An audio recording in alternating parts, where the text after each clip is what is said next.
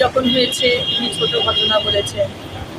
উনি হাঁসখালি যে 14 বছরের মেয়েটিকে দর্শন করে খুন করা হয়েছে, উনি তার চরিত্র নিয়ে ঘাটাঘাটি করেছেন।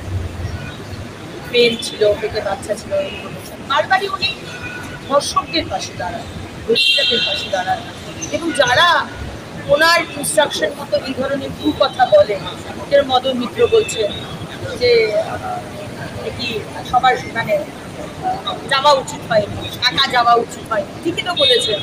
আজকে যদি আমি কলেজের মধ্যে এই ক্লাসরুম থেকে ইউনিয়ন রুম বা অন্য ক্লাসরুমে যাই, তাহলে তো অবশ্যই কসবা থানাকে জানানো উচিত। এই তো ঠিক কথা। আজকে কল্যাণ বন্দ্যোপাধ্যায় বলছেন যে বন্ধু বন্ধুকে করেছে, এখানে কি করা যেতে পারে। ঠিকই তো।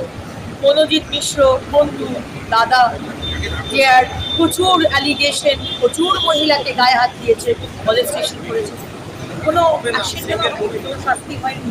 কসবা থানার মধ্যে ঢুকে পুলিশকে মেরেছে, গাড়ি ভাঙচুর করেছে, সেখানে তারা বলছেন যে তৃণমূলের সাথে জড়িত নয়।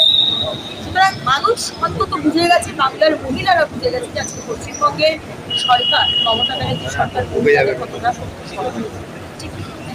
এটা ঘটেই যাবে, কারণ এই যে সরকার, মমতা ব্যানার্জির সরকার, এনারা প্রোটেকশন দিয়েছেন এবং আশকারা দিয়েছেন এইসব যারা রেপিস্ট, মার্ডারার, খুনি, যারা তৃণমূলের। আজকে টিএমসি স্পোক্সপারসন বলেছেন যে Paschimbanga and Kolkata is the safest city. ঠিকই বলেছেন, safest city for the rapist, for the TMC rapist, তাদের জন্য অবশ্যই সেফেস্ট সিটি।